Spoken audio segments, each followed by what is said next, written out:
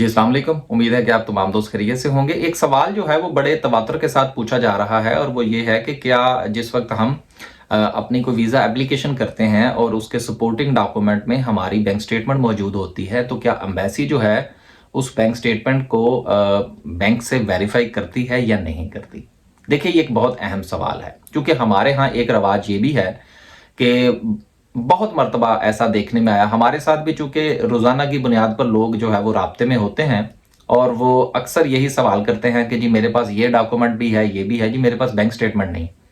अब वो bank statement में के चक्कर में वो मुख्तलिफ किस्म के लोग जो हैं वो उनसे पैसे भी लेते हैं, कोई 25,000 लेता है, कोई 50,000 लेता है, पता नहीं क्या क्या करते हैं। लेकिन मैं यहाँ पर ये क्लियर करता चलूँ कि हो सकता है कि मेरी ये वीडियो देखने के बाद बहुत सारे लोग मेरे साथ रब्ता करने की कोशिश करें कि जी हमें बैंक स्टेटमेंट जो है जी वो आप ले दें या इस तरह से कर लें। तो हमारे पास इस किस्म की कोई फैसिलिटी नहीं है। तो लिहाजा यहीं पर जो है वो चीज़ें क्लियर होती चली जाएं कि अगर आप हमसे रब्ता करते हैं कि जी मेरे पास बाकी डॉक्यूमेंट तो हैं लेकिन बैंक स्टेटमेंट जो है वो आप मेरा बंदोबस्त कर दें, तो हमारे पास ऐसी कोई फैसिलिटी नहीं है और ना ही हम इस किस्म की कोई एडवाइस करते हैं कि जी आप फलां बंदे को पैसे दे के तो वहां से आप बैंक स्टेटमेंट ले लीजिए। क्योंकि जैसा कि मैं अक्सर अपनी वीडियोस में बात करता रहता हूं कि स्टेटमेंट का मामला बड़ा पेचीदा भी है, नाजुक भी है और इसके ऊपर बड़ा गौर करने वाली बात होती है। ये बहुत इंपॉर्टेंट डॉक्यूमेंट होता है।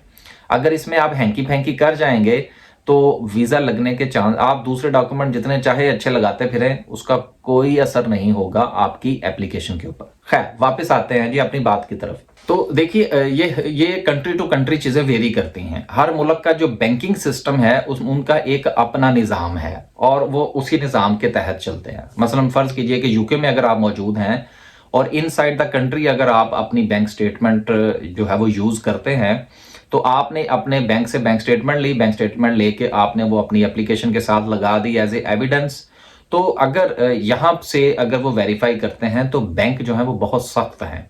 बैंक जो है वो सिर्फ इतनी इंफॉर्मेशन तो जरूर दे सकते हैं कि जी बिल्कुल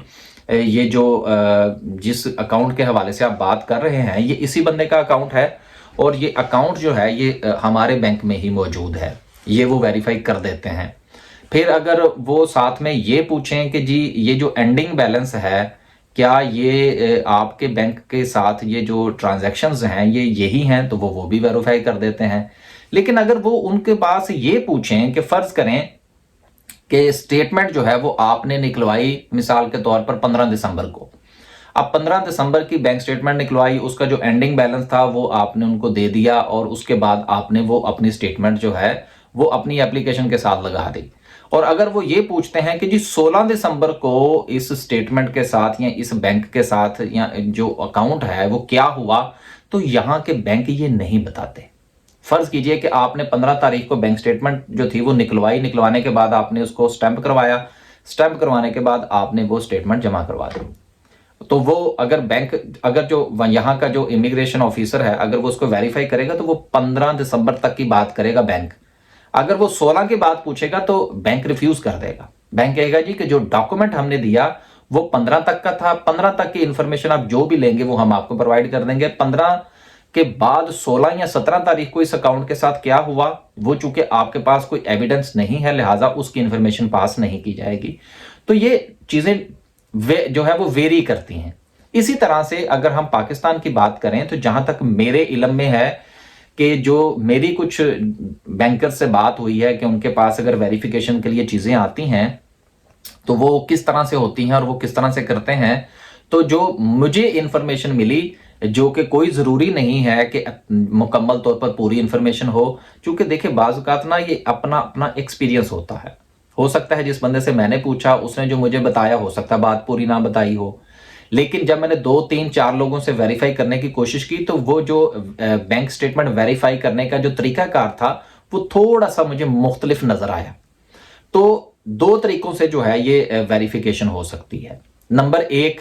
कि या तो एम्बेसी जो है, और ये भी कोई जरूरी नहीं है कि वो वेरीफाई करें, ये उनकी मर्जी है। बाज़ औक़ात वो वेरीफाई करने के लिए आए तो वो तमाम के तमाम आपके डॉक्यूमेंट्स वेरीफाई करेंगे, छोटे से छोटा और बड़े से बड़ा। ना करें तो उनकी मर्जी है। ये आप नहीं कह सकते कि जी वो लाजमन आपकी बैंक स्टेटमेंट जो है वो वेरीफाई करते हैं, ये कोई गारंटी नहीं है। अब ये लोग जो हैं ये अगर वो करें तो वो किस तरह से करते हैं, उसके दो तरीके होते हैं। एक तरीका तो ये होता है कि वो जो बैंक है उसके हेड ऑफिस में आपकी जो बैंक स्टेटमेंट होती है उसको फैक्स कर देते हैं। जब वो फैक्स करते हैं तो वो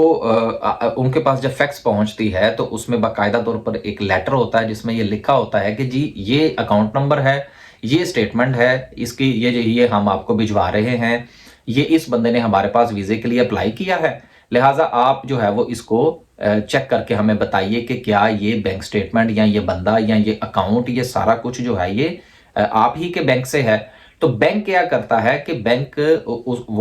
जब फैक्स उसके पास पहुंचती है वो उसको निकालता है, निकालने के बाद वो अपने जो है वो डाटा के साथ उसको मैच करता है। अब ये यहां पर एक चीज आप जहन में रखिएगा, यहां पर डिपेंड करता है कि वो जो बंदा आपका बैंक स्टेटमेंट जो है वो वेरीफाई करने के लिए जा रहा है वो शाह से ज्यादा शाह का फरमाबरदार बनने की कोशिश ना करे, क्योंकि हमारे यहाँ चीजें जो है वो थोड़ा सा जो हमारा एसओपीज हैं, जो काम करने के तरीकाकार हैं, जो रूल एंड रेगुलेशंस हैं, उससे हम आगे पीछे हो जाते हैं। और अगर हम आगे पीछे हो जाएं और फर्ज करें कि हमारा वीजा रिफ्यूज हो जाए तो आप किसी को कुछ नहीं कह सकते।